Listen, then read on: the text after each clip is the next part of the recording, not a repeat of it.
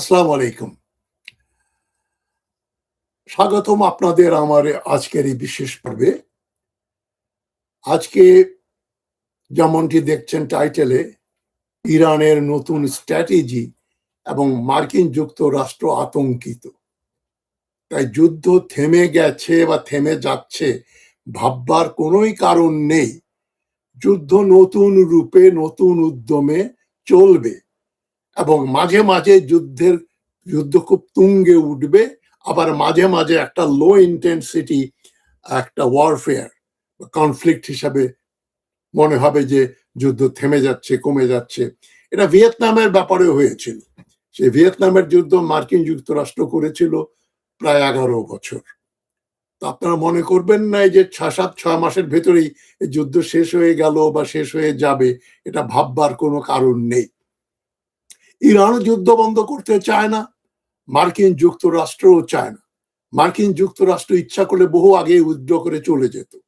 মার্কিন যুক্তরাষ্ট্র এখানে যুদ্ধ না করার জন্য আসেনি, যুদ্ধ করার জন্য এসছে। যুদ্ধ করলেই মানে যেটাকে বলে অনেক লাভ, মজ্জাহি মজ্জা, অনেক প্রফিট। সুতরাং মার্কিন যুক্তরাষ্ট্র এবং ইসরায়েলেরও প্ররোচনা আছে যুদ্ধ থেকে সরে যাবে না। তাই আপনারা কেউ একেবারে খুবই মানে আরাম আয়েসে বসে যে পান খাবেন আর গল্প করবেন, সেটা হবে না। যুদ্ধ চলবে। তো আমি ইরানের দিকে আসার আগে আমি প্রথমেই তারেক রহমানকে, মির্জা ফখরুল ইসলামকে প্রেসিডেন্ট বানানোর জন্য, মানে দল থেকে নমিনেশন দিয়ে তাকে নির্বাচিত করার জন্য আমি ধন্যবাদ জানাই। তিনি যে ডক্টর ইউনূসকে বেছে নেননি, এই জন্য আমি তারেক রহমানকে ধন্যবাদ দিয়ে শেষ করতে পারবো না। কেন পারবো না তার সংক্ষিপ্ত একটাই উত্তর আপনারা জানেন। কোনো ভালো মানুষ গত 50 বছরে শান্তিতে নোবেল পুরস্কার পায়নি। তবে মির্জা ফখরুল ইসলাম সম্বন্ধে আমার একটা রিজার্ভেশন হচ্ছে, তিনি একটু দুর্বল চিত্তের ভালো মানুষ, ডিসিশন নিতে ভয় পান এবং এবং এবং ডিসিশন নিতে পারেন না। সেটা যেন না হয় ভবিষ্যতে যদি কোনো রকম সংকটে পড়ে বাংলাদেশ। সেজন্য আমি মনে করি মির্জা সাহেবের একটু সুকৌশলে ওই প্রস্তুতি নিতে হবে যে তিনি সাহস দেখাবেন এবং শেষ মুহূর্তে, যেমন আব্দুর রহমান বিশ্বাস, ওই যে জেনারেল কি নাম ছিল, কু করতে চেয়েছিল 1995-এ, সেটা যেভাবে থামিয়েছিলেন, ঠিক সেইভাবে মির্জা ফখরুল যদি রাষ্ট্রপতির দায়িত্ব পালন করতে পারেন বলে আমি আশা করি, এবং সেটাই হচ্ছে কাম্য। আর আমি তারেক রহমান সাহেবকে আবার স্মরণ করিয়ে দেই, ওসি প্রদীপের ফাঁসি এখনো হয়নি, এবং যাদের যাদের আদেশ হয়ে গেছে, রায় হয়ে গেছে, তাদের ওটা ইমপ্লিমেন্ট করার জন্য এটা যত তাড়াতাড়ি সম্ভব যারা সাজাপ্রাপ্ত অপরাধীদের সাজা কার্যকর করা হোক, এবং যে মামলাগুলো ঝুলছে সে মামলাগুলোর একটা সিদ্ধান্ত আসার ব্যাপারে আদালতকে যেন চাপ দেয়া হয়। তো আমি আমার আলোচনার বিষয়ে চলে আসছি। 2026 সালের আগস্ট মাস, এখন 13 তারিখ, ইরান ও আমেরিকার মধ্যে যুদ্ধ থেমে নেই, শুধু রূপ বদলেছে। এটাই হচ্ছে আজকের মূল বক্তব্য। সরাসরি বড় আক্রমণ করেছে, তবে ইরানপন্থী হুথিরা বাবল মানদেবে জাহাজ ডুবিয়ে দিচ্ছে। গতকাল একটা জাহাজ ডুবিয়ে তারা 4 জন নাবিক সেখানে নিহত হয়েছে। সুতরাং এটা প্রথম ক্যাজুয়ালিটি এবং এটা চলতে থাকবে। ইরান বাবল মান্দাব এবং হরমুজ নিয়ন্ত্রণে রেখেছে এবং রাখবে। মার্কিন যুক্তরাষ্ট্র একটা জাহাজে হামলা করেছে যারা ইরানের বন্দরে ভিড়ছিল। মার্কিন যুক্তরাষ্ট্রটা এমবার্গো দিয়ে রেখেছে ইরানের বিরুদ্ধে, ইরান থেকে কোনো জাহাজ বেরোবে না, আসবে না। সুতরাং মার্কিন যুক্তরাষ্ট্র এবং ইরান যুদ্ধ বন্ধ হোক এটা চায় না, এবং তারা ইচ্ছা করলেই যুদ্ধ বন্ধ করতে পারবে না। তবে ডোনাল্ড ট্রাম্প যে ভয় পেয়েছে এর প্রমাণ জুলাই মাসে তিনি যখন তুরস্কে গেলেন নেটোর সামিট থেকে আবার ফেরার পথে তার গোয়েন্দারা খবর দিল যে ইরান তার এয়ারফোর্স 1 যে বিমান প্রেসিডেন্টের, সেই বিমানে হামলা করতে পারে। তিনি তাই অন্য একটা বিমানে করে তুরস্ক থেকে পালিয়ে চলে গেলেন আমেরিকা, এবং সেই প্রেসিডেন্টের জন্য নির্ধারিত এয়ারফোর্স ওয়ান বিমানে গেলেন পররাষ্ট্রমন্ত্রী মার্কো রুবিও এবং সাংবাদিক বৃন্দ। এটা নিয়ে মার্কিন যুক্তরাষ্ট্রে অনেক ক্রিটিসিজম হয়েছে যে প্রেসিডেন্টের জীবনই শুধু মূল্যবান, অন্যদের জীবন কি মূল্যবান নয়? তার মানে প্রেসিডেন্ট ডোনাল্ড ট্রাম্প ওই বিমানে যাচ্ছেন এটা মনে করে ইরান যদি মিসাইল ছুড়তো তাহলে মার্কো রুবিও সহ আরো বহু লোক মারা যাওয়ার সম্ভাবনা ছিল, আশঙ্কা ছিল। যাই হোক, মোদ্দা কথা, মার্কিন যুক্তরাষ্ট্র ভয় পেয়েছে, ডোনাল্ড ট্রাম্প ভয় পেয়েছে। এখন যুদ্ধের নতুন রূপ যেটা আমরা দেখছি, আজকে আমরা বিশ্লেষণ করব ইরানের ৩ জন শীর্ষস্তরীয় নেতার সাম্প্রতিক টুইট বার্তা ও বক্তব্য। পররাষ্ট্রমন্ত্রী সৈয়দ আব্বাস আরাগচি, রাষ্ট্রপতি মাসুদ পেজেশকিয়ান ও সংসদ স্পিকার মোহাম্মদ বাকের কালিবাফ। তাদের সাম্প্রতিক পোস্টগুলো থেকে কি বার্তা বেরিয়ে আসছে? ইরান কি আসলে আলোচনা চায় নাকি যুদ্ধের জন্য প্রস্তুত রয়েছে তারা? আর আমেরিকার থিয়েটার ডিপ্লোমেসি নিয়ে তেহরানের অভিযোগ কতটা বাস্তব? ইরান কিন্তু অলরেডি বলে দিয়েছে যে ইরানের রেভলিউশনারি গার্ড বলছে মার্কিন যুক্তরাষ্ট্র যে এতটা দুর্বল সেটা আমরা ভাবতে পারিনি। মার্কিন যুক্তরাষ্ট্রের যে পারফরমেন্স তাতে ইরান আরো সাহস সঞ্চার করেছে যে তারা মার্কিন যুক্তরাষ্ট্রকে তারা থোড়াই কেয়ার করে। তো চলুন শুরু করি। ফেব্রুয়ারির 2026-এ শুরু হয় বড় ধরনের সংঘাত। ইসরায়েল ও আমেরিকার যৌথ হামলায় ইরানের supreme leader Ayatollah Ali Khamenei সহ অনেকে নিহত হন। তারপর শুরু হয় পূর্ণাঙ্গ যুদ্ধ। জুন মাসে পাকিস্তানের মধ্যস্থতায় একটা memorandum of understanding MOU sign করা হয়। 60 দিনের সময়সীমার স্থায়ী শান্তি চুক্তির কথা বলা হয়, কিন্তু জুলাইয়ের শুরুতেই তা ভেঙে পড়ে। MOU অনুযায়ী কাজ হয়নি, মার্কিন যুক্তরাষ্ট্র এটা ভেঙেছে এবং ইরান তার প্রত্যুত্তর দিয়েছে। আমেরিকা অভিযোগ করে ইরান হরমুজে বাণিজ্যিক জাহাজে হামলা চালিয়েছে। ইরান বলে আমেরিকা নিজেই চুক্তি ভেঙেছে। তেল নিষেধাজ্ঞা ফিরিয়ে আনা, দক্ষিণ ইরানে হামলা, বেসামরিক এলাকায় আক্রমণ ইত্যাদি ইরান পয়েন্ট আউট করেছে। ফলাফল তো হরমুজ প্রণালী কার্যত বন্ধ। বিশ্ব তেল বাজারে অস্থিরতা বৃদ্ধি পাচ্ছে, যদি আপাতত তেলের দাম কিছুটা কমেছে। তবে আমেরিকান ঘাঁটিতে ইরানের মিসাইল ও ড্রোন হামলা চলছে, আর ইরানের দক্ষিণ উপকূলে আমেরিকা বারবার স্ট্রাইক করছে। এই পরিস্থিতিতেই 3 নেতার সাম্প্রতিক টুইটগুলো এসেছে। আমি টুইটগুলো পড়ে শোনাচ্ছি এবং আপনারা বুঝবেন ইরান কোন দিকে যাচ্ছে, যুদ্ধ কোন দিকে যাচ্ছে। পররাষ্ট্রমন্ত্রী আরাগচি সবচেয়ে স্পষ্ট ভাষায় কথা বলেছেন। 13 আগস্টের টুইটে তিনি লিখেছেন, "The US has long miscalculated due to intelligence failures. Case in point, the war on Iran, now an even bigger miscalculation on the Strait of Hormuz. Worse than fake news is fake intelligence. Be careful. Allah is great, greater than any power on earth. In Allah we trust." মানে মার্কিন যুক্তরাষ্ট্র আবার মিসক্যালকুলেট করেছে, তাদের intelligence fail করছে, ফলে তারা এখন বড় বড় মিসক্যালকুলেশনে যাচ্ছে এবং স্টেট অফ হরমুজে তারা আক্রমণ করছে। এটা ফেক নিউজের চাইতেও খারাপ খবর যে ফেক ইন্টেলিজেন্স, আমেরিকা এখন ফেক ইন্টেলিজেন্সের উপর নির্ভর করছে। যেমন ডোনাল্ড ট্রাম্পের প্লেনে ইরান হামলা করবে, সেই ফেক ইন্টেলিজেন্সের জন্য ট্রাম্প পালিয়ে চলে গেলেন আমেরিকা। আল্লাহ মহান এবং আমরা আল্লাহ ছাড়া আর কাউকে তোয়াক্কা করি না। এখানে দুটো বার্তা পরিষ্কার। এক, আমেরিকার গোয়েন্দা ব্যর্থতা নিয়ে তিক্ত মন্তব্য। দ্বিতীয়ত, হরমুজ প্রণালীকে ইরান এখনো নিজেদের নিয়ন্ত্রণে রাখতে চায় এবং রেখেছে। আরেকটি গুরুত্বপূর্ণ পোস্টে আরাগচি ফ্রান্সকে আক্রমণ করেছে, যে ফ্রান্স এখানে একটা দ্বিমুখী রোল প্লে করছে। Countries like France should stop lecturing the world about human rights. ফ্রান্সের মতো দেশের এখন মানবাধিকার নিয়ে লেকচার দেয়া বন্ধ করা উচিত। Your backing of Israel's genocide in Gaza and aggression against Iran has destroyed whatever moral high ground you imagined you had. তোমাদের গাজায় ইসরায়েলি হামলার সমর্থন করা এবং ইসরায়েলের এবং আমেরিকার ইরানের বিরুদ্ধে হামলা এবং অ্যাগ্রেশনের বিরুদ্ধে তোমরা যে স্ট্যান্ডার্ড দেখিয়েছো, তাতে তোমাদের মরাল গ্রাউন্ড, তোমরা যেখানে উপরে বসে বলছো আমরা মানবাধিকারের রক্ষার ব্যাপারে খুবই উদ্বিগ্ন, সে কথার আর এখন কোনো দাম নেই। তোমাদের ওই কথা বলার অধিকার শেষ হয়ে গেছে। কঠোর বার্তা ইরানের প্রতি। এবং 7ই আগস্টের পোস্টে আরাকচি বলেন, ইরানস powerful armed forces have shown their readiness, capability and might in face of the world's most expensive military.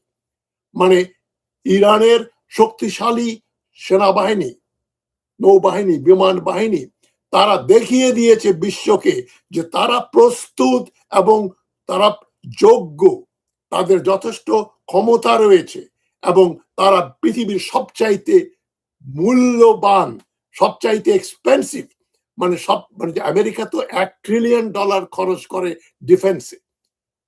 বড় বড় 8-10টা দেশের মিলিটারি বাজেটের চেয়ে আমেরিকার বাজেট বেশি। এত বড় একটা এক্সপেন্সিভ মিলিটারি মেশিন তারা কিছু করতে পারছে না। When Muslims stand together, we can face every challenge. মুসলমানরা যখন একতাবদ্ধ হয় তারা তখন যে কোনো চ্যালেঞ্জ মোকাবেলা করতে পারে। এখানে হুমকি।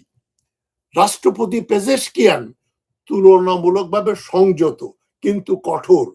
7ই আগস্ট হিরোশিমা নাগাসাকির বার্ষিকীতে রাষ্ট্রপতি পেজেশকিয়ান লিখেছেন, On this anniversary of the US atomic bombings of Hiroshima and Nagasaki, among greatest crimes against humanity, those who reject that horror must also condemn the same mentality in Washington that today threatens to wipe out nation.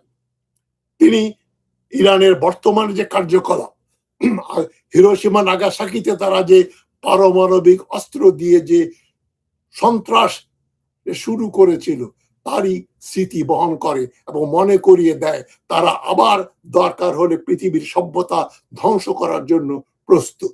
আমেরিকাকে একটা বর্বর শক্তি হিসাবে Pezeshkian অভিহিত করছেন।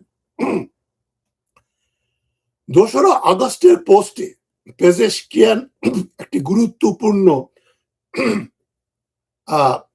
সমঝোতা স্মারকের কথা বলেছেন, যা সুপ্রিম ন্যাশনাল সিকিউরিটি কাউন্সিলের সদস্যদের সম্মতিতে হয়েছে, ইরানের সুপ্রিম ন্যাশনাল কাউন্সিল।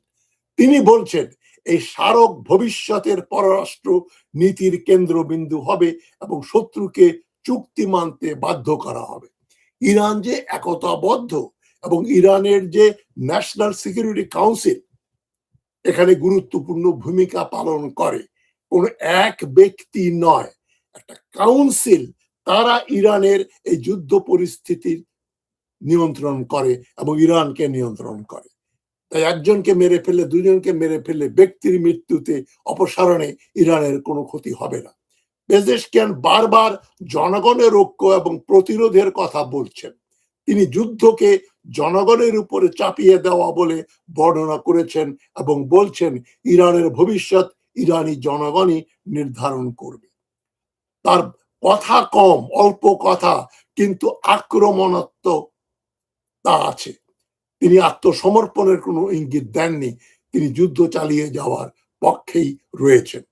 এদিকে মোহাম্মদ বাকের কালিবাফ স্পিকার, তিনি কঠোর ভাষায় আবার টুইট করেছেন, তিনি খুবই আক্রমণাত্মক। তিনি সরাসরি আমেরিকাকে থিয়েটার ডিপ্লোমেসি করার অভিযোগ করছেন, নাটক করছে আমেরিকা যুদ্ধ নিয়ে। Massive attack coming, wait, never mind, they want to negotiate. That is theater diplomacy on loop.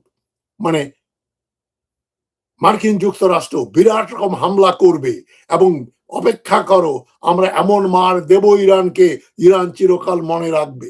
এটাকেই কালিবাফ বলছেন থিয়েটার ডিপ্লোমেসি। নাটক করছে ডোনাল্ড ট্রাম্প এবং America, using bullying and broken promises and fake news.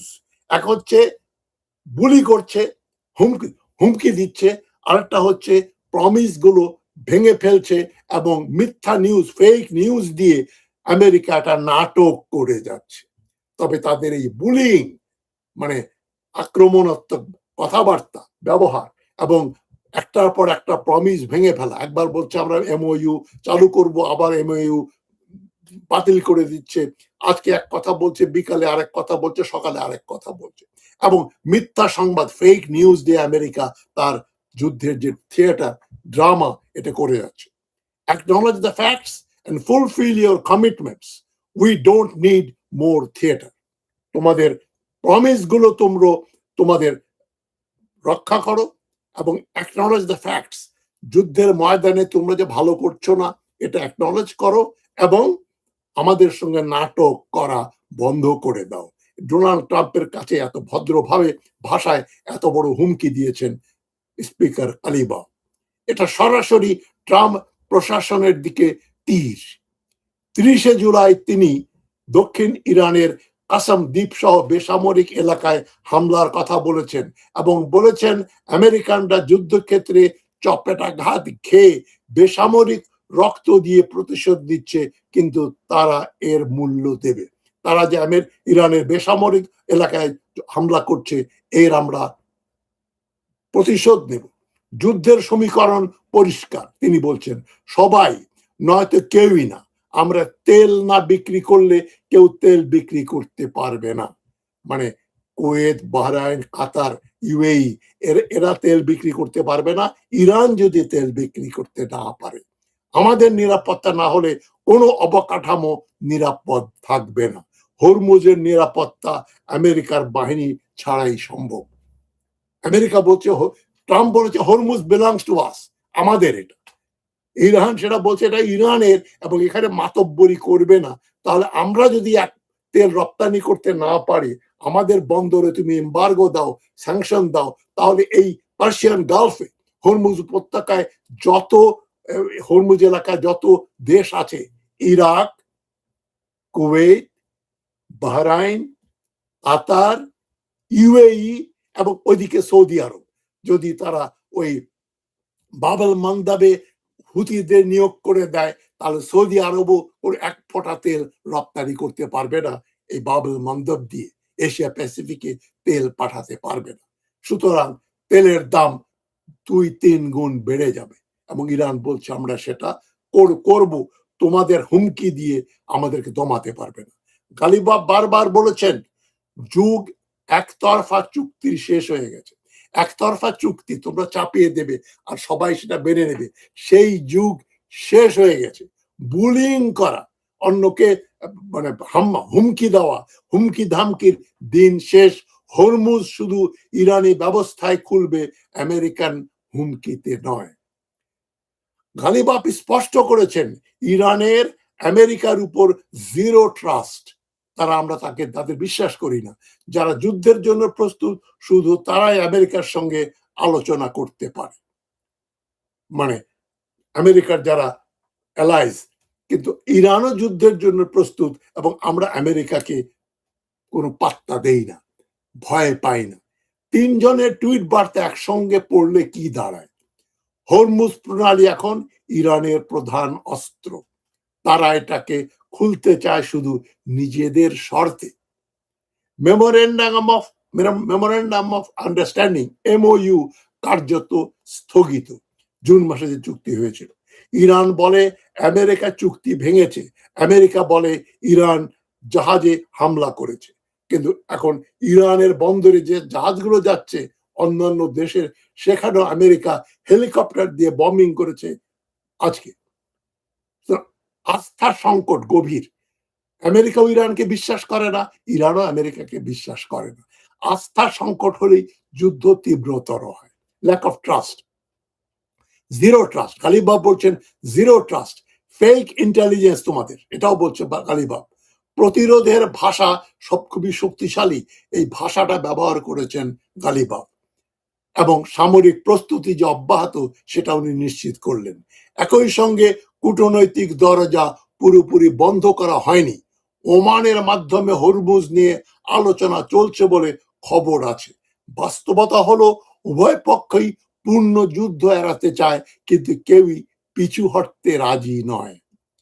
তেলের দাম ৩ অঙ্কের ঘরে যাওয়ার হুমকি, আমেরিকার মিউনিশন স্টক সীমিত হওয়ার খবর এখন মার্কিন যুক্তরাষ্ট্র স্বীকার করছে, এবং ইরান বলছে তাদের যুদ্ধাস্ত্র তৈরির যে স্পিড, মোমেন্টাম, সেটা আগের থেকেও বেড়ে গেছে। যে পরিমাণ অস্ত্র ইরান হারিয়েছিল যুদ্ধে, সেগুলো পুরো করে তারা এখন যুদ্ধ শুরু হওয়ার আগে ২৮শে ফেব্রুয়ারির আগে যে পরিমাণ অস্ত্র শস্ত্র গোলা বারুদ ইরানের ছিল, তার চাইতে এখন বেশি তাদের হাতে। সুতরাং এই যুদ্ধ শুধু ইরান আমেরিকার যুদ্ধ নয়, এটি তেলের বাজার, বিশ্ব অর্থনীতির এবং মধ্যপ্রাচ্যের ভবিষ্যতের যুদ্ধ। আরাকচি, পেজেশকিয়ান ও গালিবাফের সাম্প্রতিক টুইটগুলো থেকে একটা বিষয় পরিষ্কার: তেহরান এখনো মনে করে তারা যুদ্ধক্ষেত্রে পরাজিত হয়নি। তারা হরমুজকে হাতিয়ার হিসাবে ব্যবহার করে আমেরিকাকে চাপে রাখতে চায়। প্রশ্ন হলো, আমেরিকা কি এই চাপ সামলাতে পারবে, নাকি নতুন করে বড় ধরনের সংঘাত অনিবার্য? আপনাদের মতামত কমেন্টে জানান। ভিডিওটি ভালো লাগলে লাইক ও সাবস্ক্রাইব করুন। পরবর্তী পর্বে আমরা হরমুজ প্রণালীর অর্থনৈতিক প্রস্তাব নিয়ে আলোচনা করব। ভালো থাকবেন সবাই। আসসালামু আলাইকুম।